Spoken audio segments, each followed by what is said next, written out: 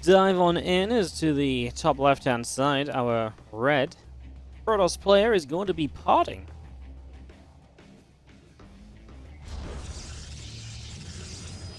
And the bottom right, our blue Terran player from Storm Gaming is GuMiho.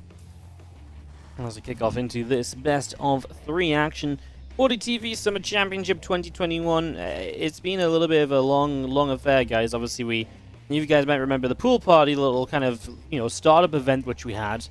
That was a lot of fun. That was, a good time. I think everybody had some fun with that. This is now the Korean Preliminaries. And basically what happens is we have 2 weeks of Korean Preliminaries, we have a week of European Preliminaries, then we have the group stages the week after that of the main tournament, and then we have the playoffs the week after. So basically, for the next 5 weeks, you have pretty regular WardiTV Summer Championship content and games to look forward to. It's going to be a big one. It's an awesome event. This might be the last event where we run at this size of tournament. And this is not a plea for help or anything like that. It's just, the COVID, the boost, the COVID boost. Is that what we can call it? Like the boost we got in our stream from COVID that allowed us to run some more expensive events is dying off, and it seems to be a fairly permanent thing, and that's a-okay.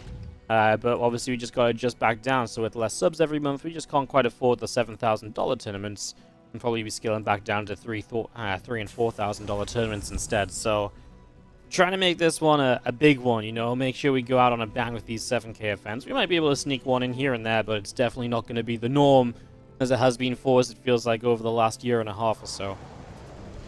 So just wanted to point that out a little bit, just because, again, it's not a bad thing. It's a natural kind of downtrend. As always, if the stream does better, we'll put more money into tournaments. If the stream does worse, we just have to scale back a little bit until we pick it back up again, A gateway out on the map already here from PartinG, so he's going to have 1 gate on the map, 1 gate at home, 2 gates total. Math is easy. And, well, what's GuMiho going to do? The thing is, for GuMiho, the one thing he wants to see here is what isn't there, right? He wants to realize, oh wait, you don't have a tech structure, which can be a little bit difficult to kind of see if you don't get in this main. Obviously, he goes up. He's going to see an extra gateway already. Yeah, I feel like GuMiho is probably going to get a bit of a decent idea of what's going on. He does have a bunker already coming up. Really good grenades, keeping that adept back. And now the Shade comes in, but the Reaper will be out of there. He did build this bunker low ground, so GuMiho already has a bunker on the natural expansion to work with, for example. We're going to be seeing a second bunker building up as well. Just going to be seeing the tech lab building on that factory as well. So, getting that tech lab up and rolling. Another barracks coming down.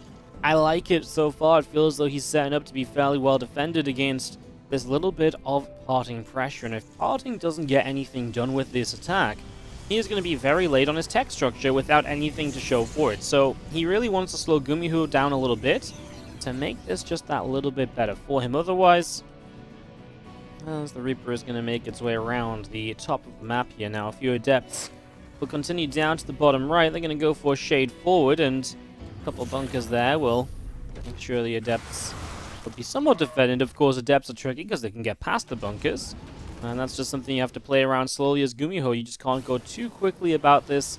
Take your time. Tank siege is up. Tank could probably siege a bit further forward there and actually really shut these adepts down. That might be the one mistake so far, as now a few stalkers showing up too. We're going to attempt to bust the bunker. The tank moved back defensively, so yeah, the bunker might be in a bit of trouble. The SCV's popped out of the other bunker. Actually came in to start repairing. Love it. Now as we pull back, we don't let the SCVs stay in trouble for too long. The only issue I have for GuMiho here is that his tank really was in the wrong place for quite a while. But as one bunker dies, the other bunker comes online. 5 SCVs killed. Is it fair to say PartinG has somewhat found the damage he was looking for here? I think we can say that. I feel like this was pretty decent damage for PartinG across the board. 5 workers. He only trades out adept, so he keeps the more important gateway units alive for the future of the game. Yeah, I think we can claim that this one was a success story for PartinG. He's still late on tech though, and it's still going to be GuMiho's advantage coming out of this. So there is still a lack of blink. There's a robo only just coming up now, so there's not going to be observers here and all of that sort of stuff. As the Reaper goes down across to the center of the map and through the top now. This few stalkers go scouting down the bottom side, and some additional gateways are going to build in the natural as well. So getting all of these up and rolling. That blink just chrono boosting out, and the medevac going to load up the 2 siege tanks. Gonna go and rock forward with these few Marines. So we're gonna get a bit of a push. This is a scary push to deal with when you just don't have a lot of units, right? Like, especially, it's not even just a lot of units, it's the tech on those units. Like, without Blink, without Charge or anything, breaking these siege tanks is gonna be difficult. GuMiho kind of content to just sit here and just have the tanks in this medevac. Medevac took some damage. He'll siege the tanks now, which maybe he could have done like further back here. So PartinG, if he had ventured forward initially, took some shots. Well, we'll see what GuMiho wants to do if he wants to continue pressing forward. He has one more tank at home. Looks like he might just back it up and fall back a little bit. Gonna bring it back home for the moment and not go across the map, which is a very mature decision. To be fair, PartinG is only on 2 bases. If he was up on 3 bases, that maybe would have been a little bit of a, a different story. Then you definitely maybe do want to push and try and punish that. But otherwise, 2 base against 2 base, the Terran should be pretty happy to say, well, equal bases, typically good for me in this day and age. So, as all of these Stalkers warp in, GuMiho's doing the right thing being defensive. And I don't know what you do here as PartinG. Like, yes, that's a lot of Stalkers, but that is also a lot of siege tanks. I assume we're going to blink up here, and GuMiho's going to be punished for this tank just being a bit too far down the ramp. A lot of focus on the front of the natural, and not a lot of focus on the main base. Oh no, the Observer though. It flew into turret range, so you will have the Prism for high ground vision, but you won't be able to pick up info as easily. The next tank actually sieges up over here as well. PartinG kind of messes up moving forward. Has to blink away. It's going to be seen. Oh my god, the tanks are just doing so much damage. GuMiho just been cranking those out since the early game. And they are doing fantastic here. And if I'm PartinG, I think, well, what do I do next? And I think you got to start thinking about charge. Because if this tank army pushes you, you need something to clean up those tanks. And to me, that's just a good amount of zealots. He starts Temple Archives in charge. Initially, he did start the Robo Bay, but he changed his mind on the Robo Bay. Went for a different approach to that. So instead of the Robo Bay, chooses Temple Archives. I don't mind it. I think it takes you too long to get to the Robo Bay units.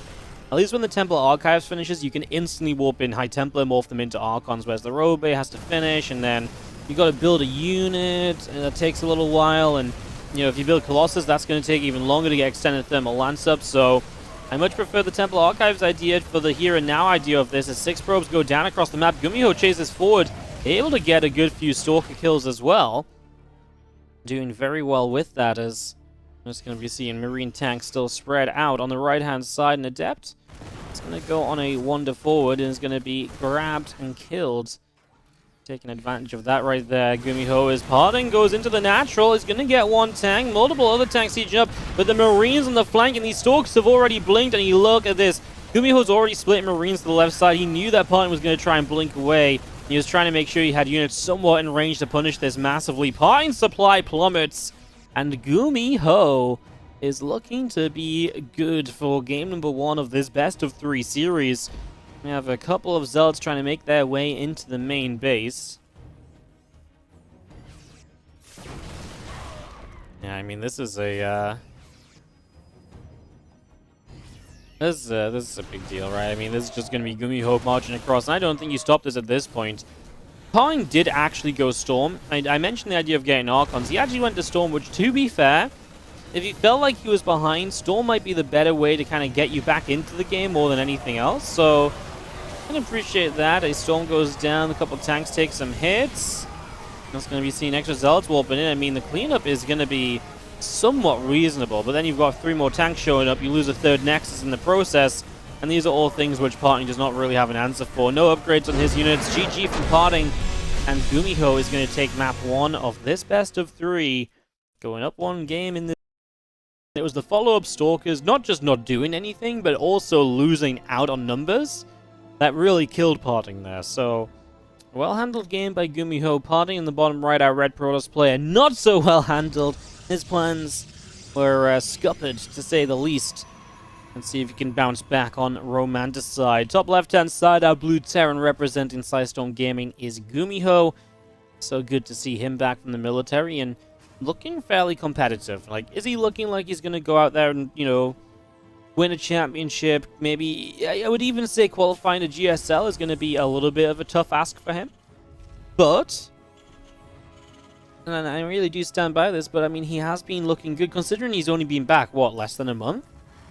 I do think we've got ourselves a GuMiho that looks as though he could return to at least a high level of play, like a consistent round of 16 GSLer, you know? One of the cool things with GuMiho was it was always his strategy, and he was very vocal about this. He was always his strategy more so than his mechanics that carried him. And one thing that deteriorates more so over time is mechanics rather than strategy, right? Like, strategy is something that, yes, you've got to come back and relearn the meta and stuff, but you can also keep up with that a lot more than you can keep up with mechanics when you're away from playing. So, I wonder if that has an effect on GuMiho. Honestly, I've seen a lot of players return from the military and have reasonable success lately, which is really cool. I don't know if it's... it's one of those things where I don't know if it's just getting easier to keep up with Starcraft, right? Like, these players, when they leave, the game was at a certain level, and maybe the game level just didn't advance too much since they left versus when they come back. Or maybe it's just a case of they get a chance to practice more, maybe something in the military. You know what I mean? Like, it feels like there's just a higher success rate of players returning from military now. I mean, it used to be something that never happened.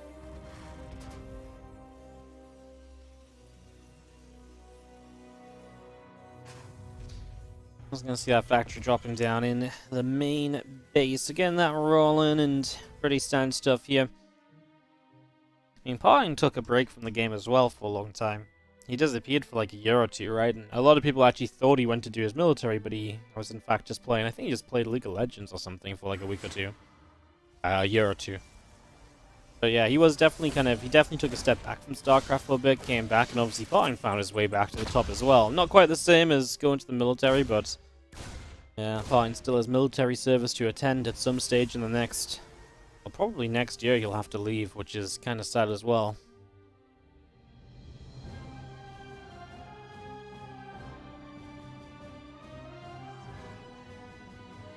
Just talking about military, Classic just returned, joins Alpha X.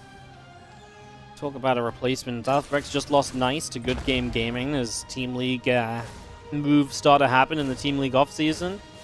And then they pick up Classic. I mean, what a freaking fantastic replacement that is. Does not really get much better than that.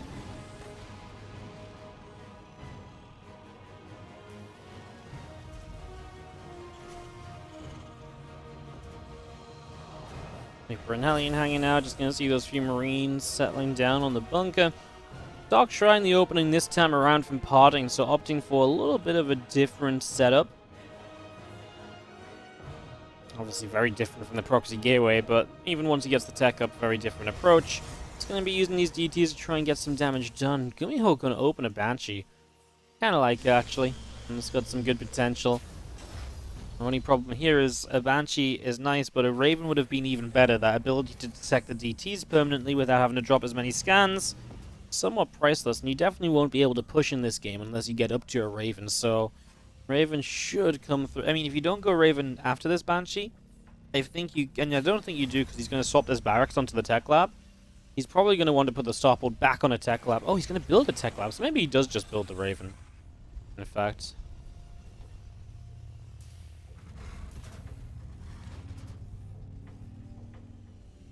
Go Raven going to be coming on through. As that Prism is going to be seen, this is a massive scout actually from GuMiho. So while the Raven is late, he gets a little heads up as to what's about to happen maybe, and he does have energy for scans. So when the first DT walks in, he hasn't quite noticed it. He will scan. Oh, maybe he wanted it to walk in so he could guarantee the surround with the SCVs and then play from there.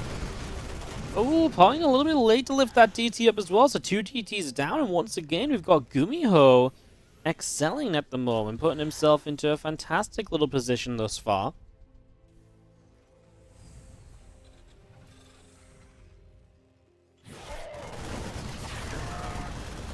DT taking some damage again, just trying to get on top of that army, but the Raven there is just unlikely to really do much, right? So the DT play really has been deflected from GuMiho at this point. PartinG has done insubstantial damage. I was gonna see this DT coming back around. Gonna grab an SCV. Take that too.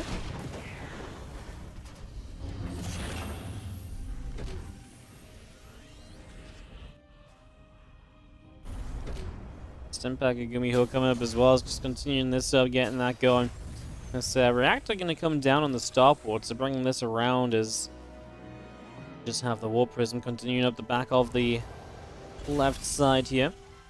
Trying to find just anywhere to put the DT in, right? And he gets an SCV here.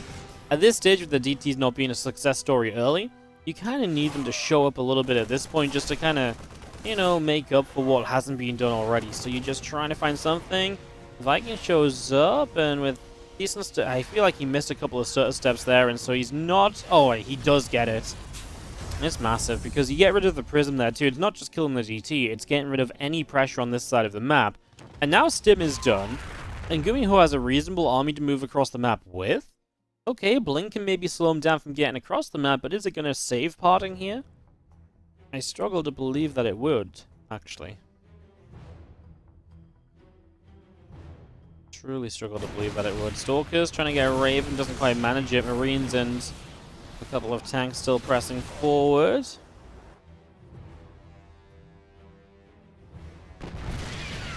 Big tank shot onto those Stalkers as well, doing great there. There's one Banshee is going to make its way down the right side. Going to make it into the natural expansion as our Marine tank force continues on through. A few of these Marines will stim on in. Really looking to chase those Stalkers back out of here. If you can get across the map and into position with these siege tanks, a massive amount of potential. Although that said, there is at least charge... Oh no, there's no charge. I just assumed there's charge ready because there was a chunk of zealots here. The charge is not ready, and I feel like... I mean, in my eyes, in my head, I knew charge wasn't ready because I was like, well, he just finished Blink not that long ago, but then... I saw so many zealots, and so I was instinctive to say, yeah, there's charge, but obviously there is not charge.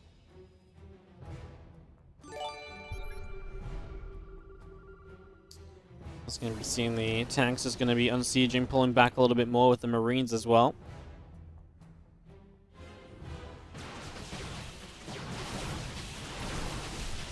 Do put a bit of pressure forward, just going to nibble away at those rocks.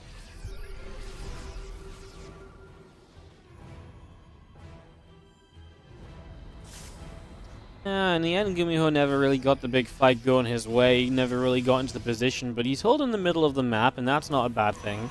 His third about to be up and running as well. PartinG is about 6 workers in the game. Army supplies even. Upgrades in GuMiho's favor. And GuMiho with this one Marine. We'll see these rocks being cleaned out, so gets a bit of an idea about that. As we continue to clean up some units here and there. Tank's actually going to siege up this side, and PartinG needs to be careful. Anti-armor missile going to hit the zealots. Charge just finished. If that anti-armor missile hit like half a minute sooner and he takes the fight against no charge, I think that's a shredded Protoss army. As it stands, and PartinG is still somewhat believing he can come forward and at least threaten a fight here. GuMiho sees that army, and so you can see this kind of posturing and dancing between the two of them. Storm is on the way. PartinG wanting to move into that splash damage if at all possible. Anti-armor missile does not do as much as the previous ones, and more than anything, that anti-armor missile acts as a warning. It's like, hey, you can't attack me for the next few moments. This is going to be a fight, right?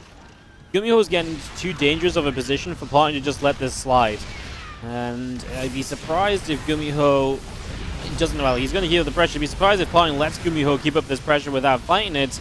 He's probably going to wait for Storm, though, I guess. Super Battery's going to try its best to save the Nexus. A couple Zealots bleed on out as they move on through. Nexus will survive, but how many Zealots are you giving up just to try and buy time? That's going to weaken your main force here quite substantially, and now this Nexus starts to drop very quickly, but Storm is now done. GuMiho will see with the medevac the High Templar, so I imagine he can make a reasonable assumption that Nexus is going to go down. The Warbin did just finish. As we do see... Oh! Massive play! He got the Matrix on the Warp Prism, so the High Templar can't drop out, and Storms aren't available for a while. Oh, that was a huge play that just happened off to the top of the screen. GuMiho finding an amazing spell cast, and he will kill the third base without PartinG able to find the fight. And now for PartinG, the question is, would it even make sense to commit to the fight now that he's got nothing to defend there? He might, just because he feels as though his opponent's not reinforced, so he's got the better army, even though he'd be attacking into the sieged up position. Here you go, pops the Guardian Shield. We're going to commit to this fight then. Storm goes down. The first Storm kind of hit a lot of Zealots, but the second, third, and fourth Storm were amazing. They blanketed the Marines and specifically went all over the Marines that were in the that were kind of in the back, and they hit where the Marines wanted to run to, so the High Temple is able to hit some amazing storms. That's actually a really good cleanup. The army of GuMiho plummets, and maybe GuMiho should have taken the opportunity to get out of there while he still could. Instead, he ended up taking the fight, and it was a fight that did not favor him.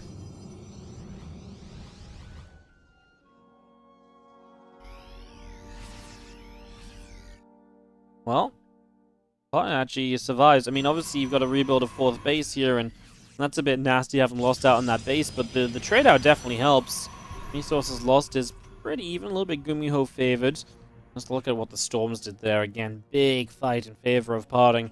And because the Marines get pushed back due to the Storms, the Zealots then deal with the tanks very easily. And that was the real power of what just happened.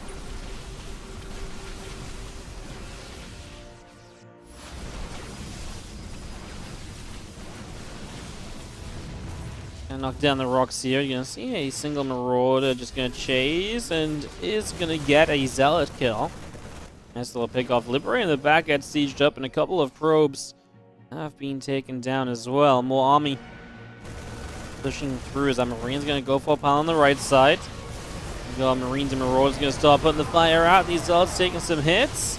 Big storm lands on a lot of these Marines, and then he kind of kites through the storms and puts some pressure on the units and turns them away. PartinG's supply struggling once again, especially in the worker count. He's lost a lot of workers. These drops have been putting in work, just small drops, but that found really good value. Can he get some Stalkers here? That's a shame. He could have had 2 Stalkers if the target firing was existing at all. In fact, it was just non-existent, so these Zealots though in the choke point. The tanks don't usually work really well against Zealots, but because GuMiho's playing around chokes every single time these tanks get into a fight, they are delivering quite a bit of damage, and they're doing rather well with it all.